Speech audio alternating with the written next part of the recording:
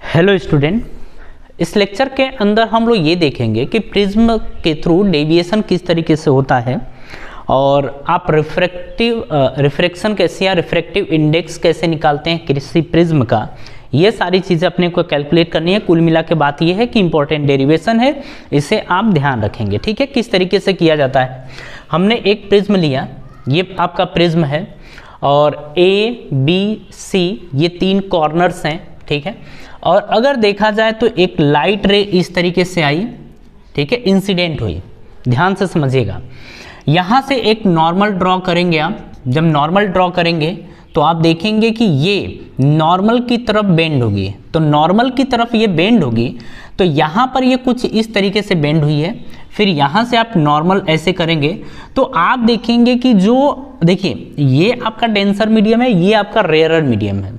तो रेयरर से डेंसर में जाएगी तो आपका नॉर्मल की तरफ बेंड होगी, डेंसर से रेयरर में जाएगी तो नॉर्मल से दूर हटेगी। तो ये आपके रेज फाइनल यहाँ चली गई है। ठीक है, अब यहाँ पर समझिएगा, अगर ये रेज गई है तो नॉर्मल से एंगल अब मेजर करते हैं तो इसको बोलेंगे आई। नॉर्मल से ही इसको मेजर करेंगे, ये नॉर्मल है तो ये मेजर करेंगे, ये रिफ्लेक्ट हुई है ना, इसको बोलेंगे R1। ये नॉर्मल से ही इसको आप बोलेंगे, ये नॉर्मल है, नॉर्मल से इसको R2 बोल दीजिए, और नॉर्मल से जो ये एंगल बाहर निकली है इसको बोल दीजिए E, इमर्जेंट एंगल। ठीक है, या एंगल ऑफ इमरजेंस आप ये बोलते हैं। ठीक है, आगे की बात समझिए, जो पहले शुरू कर रहे हैं उसको देखते चलिए कि कैसे हुआ है। ये गई, टकराई, टकराने के बाद आप देखेंगे कि पैरेलल हो गई है। हम ये मान के चलेंगे पैरेलल हो गई है। जब ये हो गई है, बाहर निकली है तो ये गई, ये एंगल E है, R2, R1 और ये I है। अब समझिए, हम इसको थोड़ा पीछे की तरफ बढ़ाएंगे, थोड़ा पीछे की तरफ मतलब सॉरी आगे की तरफ गई, और गई तो इसमें देखना ये होता है कि डेविएशन चेक करेंगे। डेविएशन का मतलब नेट डेविएशन कितना आएगा या लाइट रे आपकी फाइनली कितना डेविएट हुई है वो हम सब चेक करने वाले हैं। ठीक है, तो डेविएशन देखेंगे। डेविएशन होता क्या है कि जो रे गई है, जो रे गई है मतलब जाना था सीधे और कितना बेंड हुई है, तो सीधे से बेंड कितना हुई है इसको हम बोलेंगे डेल्टा 1, या आप ये यहाँ पर बोलने वाले हैं कि डेल्टा 1 ये बेंड हुई है। ठीक है, आगे की बात करिए। आगे आप ये बोलेंगे कि जाना था इस लाइट रे को सीधे, लेकिन सीधे ना जाके इधर हुई है, तो कितना बेंड हुई है आप बोल देंगे डेल्टा 2, कि डेल्टा 2 ये बेंड हुई है। ठीक है, जरा ना एक काम करिए, देखिए हमने क्या क्या है, हम कहे कि ये इसको जाना था सीधे लेकिन सीधे ना जाके इधर की तरफ ये बेंड हो गई है। कितना बेंड हुई है? डेल्टा 1। फाइनली यहाँ देखिए, जाना था सीधे, सीधे ना जाके बेंड हुई है, कितना बेंड हुई है? डेल्टा 2 आप ये बोल देंगे। जरा इसको आगे और इसको भी आप ऐसे बढ़ा दीजिए। जब बढ़ाएंगे तो देखिए होगा क्या, जाना था इधर लेकिन डेविएट हुई है इधर, तो फाइनली कितना डेविएट हुई है इसको डेल्टा बोल देंगे। जाना था सीधे लेकिन चली गई है ये, तो हम कहेंगे कि देखिए इन दोनों के बीच में डेविएशन हुआ है, ऐसे ये डेविएट हुई है ना, तो इन दोनों के बीच में डेविएशन कितना है तो बोलेंगे डेल्टा। तो फाइनली कितना डेविएट हुई है तो डेल्टा। और अगर हम डेविएशन की बात करें तो डेल्टा को हम लिखते हैं डेल्टा 1 प्लस डेल्टा 2। जितना भी डेविएशन होता है सभी को क्या करते हैं हम यहाँ पर जोड़ देते हैं। ठीक है, ये हो गया। अब आगे की बात करते हैं, हम कैलकुलेट करेंगे डेल्टा 1 और डेल्टा 2। डेल्टा 1 कैसे कैलकुलेट करा जाएगा इसके ऊपर हम लोग बात करेंगे। आप देखिए ये जो है ये नॉर्मल है, जैसे आपने ये किया ना तो ये नॉर्मल एंगल कितना बनेगा? 90 डिग्री। कितना बनेगा? 90 डिग्री। तो अगर इस 90 डिग्री को देखा जाए तो हम देखेंगे कि डेविएशन कितना हुआ है, ये अपने को अगर चेक करना पड़ जाए तो डेविएशन के बारे में, अच्छा ये सब छोड़िए, अभी 90 डिग्री की ज़रूरत यहाँ पर नहीं है, अभी नॉर्मल चीज़ें जो है उसको समझिए। मेरे को क्या दिया था? I दिया था, R1, R2 और E, इतना चीज़ें। अगर हम बात करें ये और ये, तो क्या ये I इन दोनों के सम के बराबर होगा? देखिए ये जो ऐसे गया ना, ये ऐसे, ये I, तो आप आगे बढ़ा दीजिए इसको इधर और इसको इधर, तो इन दोनों का सम I के बराबर होगा। तो आप यहाँ पर ये बोलने वाले हैं कि I is equals to delta 1 plus R1। तो डेल्टा 1 प्लस R1, मुझे R1 चाहिए, या आई की भी ज़रूरत है, कोई बात नहीं है, आप दोनों में से दोनों ले सकते हैं, कोई बात नहीं यहाँ पे। अब आगे की बात करते हैं, ये तो आपका हो गया, तो इसको आप बोल दीजिए कि ये आपका फर्स्ट है, ये आपका सेकेंड है। अगर हम डेल्टा 2 की बात करें तो सॉरी, यहाँ से डेल्टा 1 मुझे चाहिए ना, तो डेल्टा 1 क्योंकि यहाँ पुट करना है, तो डेल्टा 1 की वैल्यू क्या आएगी, इसको इधर लेके जाइए, i माइनस R1, इसको आप सेकेंड बोल दीजिए। अब बात करते हैं डेल्टा 2 के लिए, ध्यान से बात समझिएगा। अगर देखा जाए यहाँ पर, तो यहाँ पर आप ये देखेंगे कि टोटल कितना है, तो टोटल आपका E है, टोटल कितना है E। लेकिन अगर देखा जाए तो ये देखिए ऐसे है ना, ये इसको सीधे और इसको भी कर दीजिए, ये R2 है तो ये क्या बनेगा R2, और R2 प्लस डेल्टा 2 किसके बराबर है, E के। ये पूरा कितना है E, और ये कितना है R2, ये R2 और ये क्या है डेल्टा 2। तो आप यहाँ पर ये बोलने वाले हैं कि R2 प्लस डेल्टा 2 किसके बराबर है, E के। यानी कि डेल्टा 2 की वैल्यू कितनी आ जाएगी, तो डेल्टा 2 की वैल्यू आ जाएगी, इसको उठा के फेंक दीजिए, E माइनस R2, ये आपका थर्ड है, ठीक है। आप बोलेंगे कि सेकेंड और थर्ड को हम रखेंगे फर्स्ट में, तो आप यहाँ पर कहेंगे put second and third in first. आपने किस में पुट कर दिया, फर्स्ट में आपने पुट कर दिया। अब पुट करिए, delta is equals to, delta 1 की वैल्यू कितनी है, i माइनस R1, तो i माइनस R1 प्लस में डेल्टा 2 की वैल्यू e माइनस R2, तो e माइनस R2 आपने ये रखा, ठीक है। इन दोनों को करीब करिए, ये is equals to i plus e, तो i प्लस ई एक साथ कर दिया, फिर माइनस कॉमन लेके आप R1 प्लस R2 कर दीजिए। एक बार इसको चेक कर लीजिए, ठीक है। इसको आप बोल दीजिए कि ये हमारा फोर्थ इक्वेशन है। कौन सा है, फोर्थ इक्वेशन आ गया है, ठीक है। अब देखिए, मुझे ना R1 R2 हटाना है, क्यों, क्वेश्चन में मुझे R1 R2 थोड़े दिया होगा, मुझे प्रिज्म एंगल A दिया होगा, मुझे I दिया होगा, और बहुत मिलेगा तो RE मिलेगा, बाकी कुछ मिलने वाला है नहीं। वैसे भी इस क्वेश्चन के अंदर हम लोग क्या करेंगे, R1 और R2 को रिप्लेस करना है, हटाना है। हटाने के लिए किसकी हेल्प लेंगे, अब वो ज़रा देखिएगा। हम हेल्प लेंगे, अब यहाँ पर चेक कर लीजिए, ये टोटल कितना है 90 डिग्री है ना, तो मुझे क्या यहाँ पर हटाना है, R1 और R2 में एक रिलेशन चेक करना है, मुझे ये बताना है कि ये कितना होगा, मतलब ये टोटल कितना होगा, ये मुझे बताना है, ठीक है। अब यहाँ पर अगर बात करें तो टोटल कितना है 90 डिग्री, टोटल कितना है 90 डिग्री, और मुझे ये बताना है, तो हम क्या करने वाले हैं जरा उसको देख लीजिएगा, ठीक है। हम यहाँ पर ये बोलेंगे कि जैसे इस वाले के लिए सबसे पहले समझिए कि करेंगे, हम चलते हैं इन ट्रायंगल ABC में, किस में चलते हैं, ABC में। ये पहले देखिए, अगर हम A, B और C की बात करें, सॉरी ABC नहीं, इन ट्रायंगल APQ कर लीजिए, इसको P कर लीजिए और इसको Q कर लीजिए, तो ट्रायंगल APQ। अगर इस ट्रायंगल की बात करें तो आप बोलेंगे कि एंगल, अब देखिए PAQ, तो PAQ प्लस में अब एंगल PAQ हो गया ना, APQ, तो एंगल APQ प्लस में अब देखिए AQP, तो एंगल AQP बराबर कितना आ जाएगा 180 डिग्री, कितना होगा 180 डिग्री। PAQ की बात करिए, PAQ का एंगल अगर देखा जाए तो ये एंगल A है, क्योंकि ये देखा जाए तो इसको बोलेंगे A, और ये होता है प्रिज्म एंगल, प्रिज्म एंगल आपका ये होता है, ठीक है। अब देखिए A तो रख दिया आपने, एंगल APQ की बात कर रहे हैं, APQ निकलेगा कैसे, जरा यहाँ रफली देख लीजिए। अगर बात करें तो AP और ये वाला टोटल कितना जाएगा 90 डिग्री। अगर मुझे केवल ये चाहिए, ये वाला टोटल हिस्सा ये चाहिए कि ये कितना होगा, यानी कि मुझे चाहिए एंगल APQ, और APQ कितना आएगा, तो 90 में से आप R1 घटा दीजिए, ये टोटल कितना है 90 है ना, टोटल कितना है 90, यानी कि AP और मुझे Q चाहिए, तो टोटल 90 में से इसको घटा दें, यानी कि 90 माइनस R1 आपने कर दिया, ठीक है।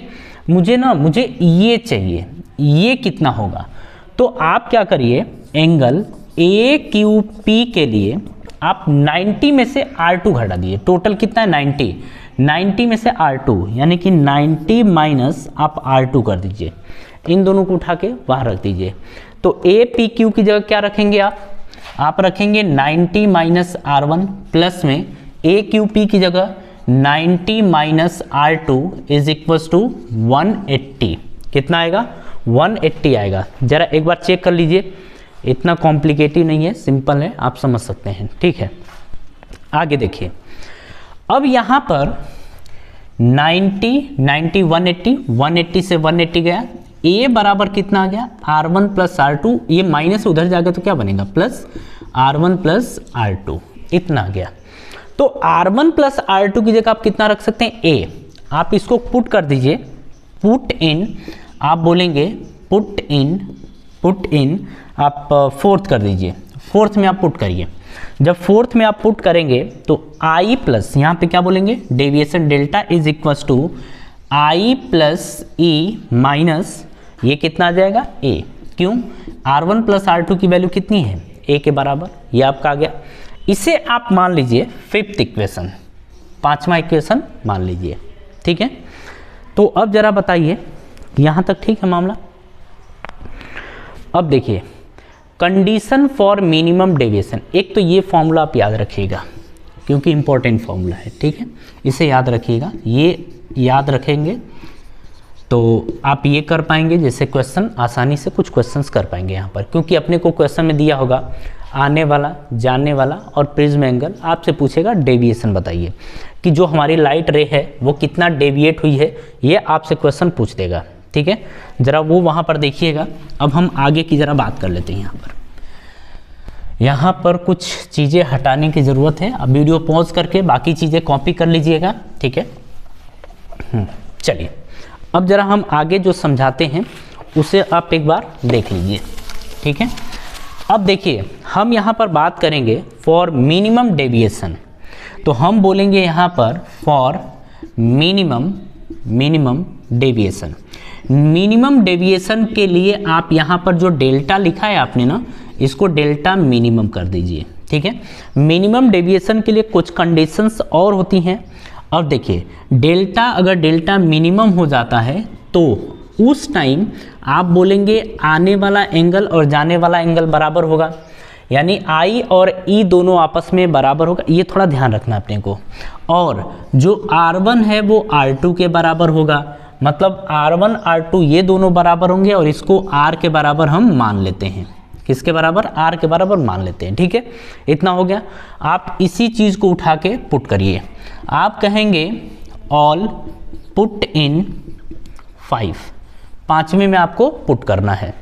जब आप पुट करेंगे तो देखेंगे कि डेल्टा की जगह क्या आएगा, delta minimum is equals to I को आप I रहने दीजिए, प्लस में E की जगह हम I लिख सकते हैं। कहाँ गया, तो E की जगह, हाँ E की जगह हम I लिख सकते हैं। आपने फिर लिखा I प्लस में, प्लस है कि माइनस है, माइनस है, और माइनस आपने बोला ये यहाँ पर कि माइनस A, आपने ये बोल दिया। आप बोलेंगे I प्लस I कितना होगा 2I माइनस A, ये डेल्टा मिनिमम। अब हमारी बात सुनिए, यहाँ पर अपने को चाहिए I, क्योंकि यहाँ पर स्नेल्स लॉ यूज़ करना है, ठीक है। तो आप लिखेंगे I के लिए, आप इसको फेंक दीजिए इधर, तो 2I is equals to delta minimum, ये माइनस इधर जाएगा तो प्लस A बनेगा। आप I बराबर लिखेंगे delta minimum plus A by 2, आपने ये लिखना है, ठीक है। तो क्या I की वैल्यू आ गई, हाँ बिल्कुल I की वैल्यू यहाँ पर आ गई है। जरा एक चीज़ और यहाँ पर देखिए, मुझे R की वैल्यू चाहिए, R की वैल्यू चाहिए। आप ना ये सारा डेटा तो कहाँ पुट किया था आपने यहाँ पुट कर दिया है ना सब कुछ। ऑल नहीं पुट करेंगे, आप कुछ पुट करेंगे, जैसे इन दोनों को आप पुट करेंगे इसमें। R1 और R2 को जो बराबर आपने R लिखा है ना, इसको आप पुट कर दीजिए यहाँ पर, ठीक है। तो आप इसको पुट करेंगे, पुट इन, अब इसी में कर दीजिए ना, ये जो आपका है इसी में करिए। तो जब आप पुट करेंगे कि R1 R2 बराबर है तो A बराबर आप लिखेंगे R प्लस R, ये लिखेंगे ना, ध्यान से देखिए। आप यहाँ पर R की जगह क्या लिखने वाले हैं, R1 प्लस R2 की जगह R प्लस R, यानी A बराबर कितना आएगा 2R, यानी R बराबर कितना आएगा A/2। ठीक है, अब आपने क्या करना है, इन सबको, ये जो सारी चीज़ें हैं, R की जगह आप क्या लिखेंगे A/2 लिखेंगे, I की जगह डेल्टा मिनिमम प्लस A/2 लिखेंगे। आपको इतनी चीज़ें समझ में आ गई। अब हम यूज़ करेंगे स्नेल्स लॉ।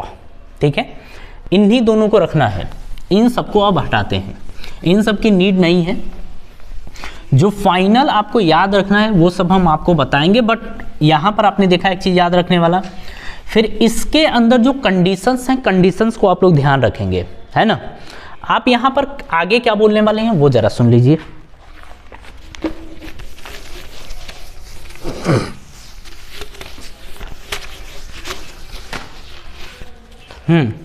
आप ये यहाँ पर बोलने वाले हैं कि use Snell's law, use Snell's law. अब स्नेल्स के नियम का यूज करेंगे तो साइन I बटे में sine R is equals to N2/N1 होता है। और इसको क्या करिए, इसको N की वैल्यू तो 1 ले लीजिए, N1 की, N2 की वैल्यू आप N ले लीजिए, अगेन एयर में आ गया तो N1 की वैल्यू 1, तो आप यहाँ पुट कर दीजिए।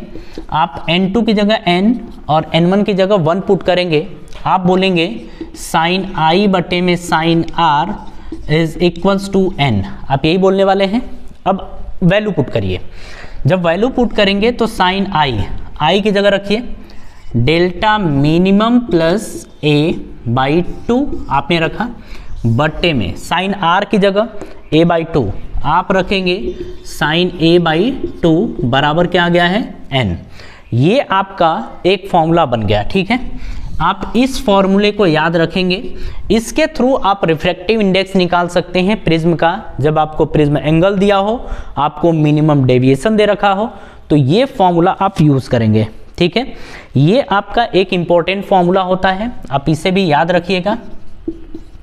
याद रखें, क्या याद रखेंगे कि n is equal to sine delta minimum plus A/2 upon sine A/2, ये आपका होता है। ठीक है, ये सारी चीजें आप कॉपी कर चुके हैं, आगे की बात हम करते हैं।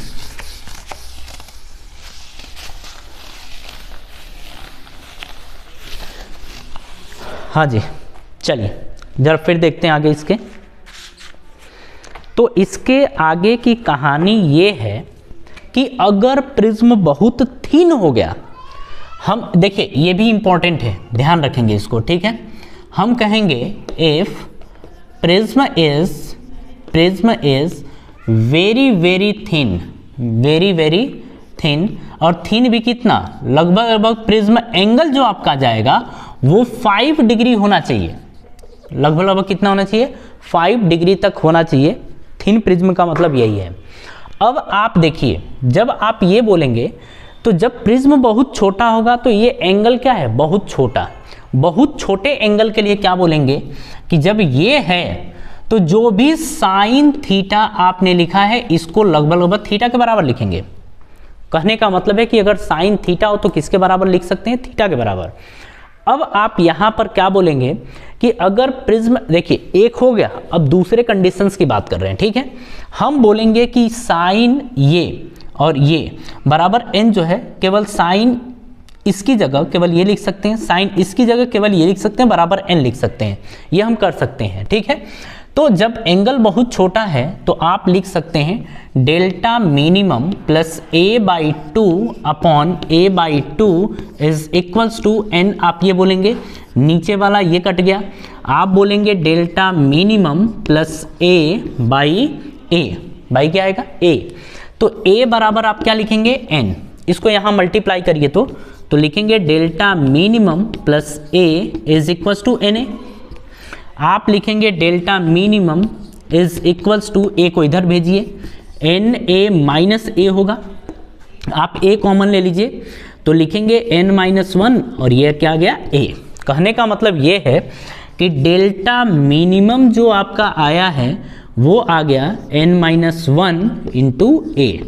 जब हम कहेंगे ये फॉर्मूला तभी यूज करेंगे जब प्रिज्म एंगल बहुत छोटा यानी कि 5 डिग्री या उससे कम हो, 5 डिग्री या उससे कम हो, तब जाके हम ये फॉर्मूला यूज करेंगे, अदरवाइज ये फॉर्मूला यूज नहीं करेंगे। ठीक है, देखिए ये एक डेरिवेशन है, इंपॉर्टेंट डेरिवेशन, इसे आप ध्यान रखिएगा। ठीक है, इसके आगे भी कुछ चीज़ें हैं, इसके नेक्स्ट वाली वीडियो में हम उसको भी कवर करेंगे, बट आज के लिए इतना ही रखते हैं। इसको एक बार कर लीजिएगा, 5 मार्क्स का ये आता है डेरिवेशन, इंपॉर्टेंट है, सिंपल है, स्टेप्स ध्यान रखने हैं बस। ठीक है, चलिए हम मिलते हैं इसके नेक्स्ट वीडियो में, और आप सभी लोगों को धन्यवाद।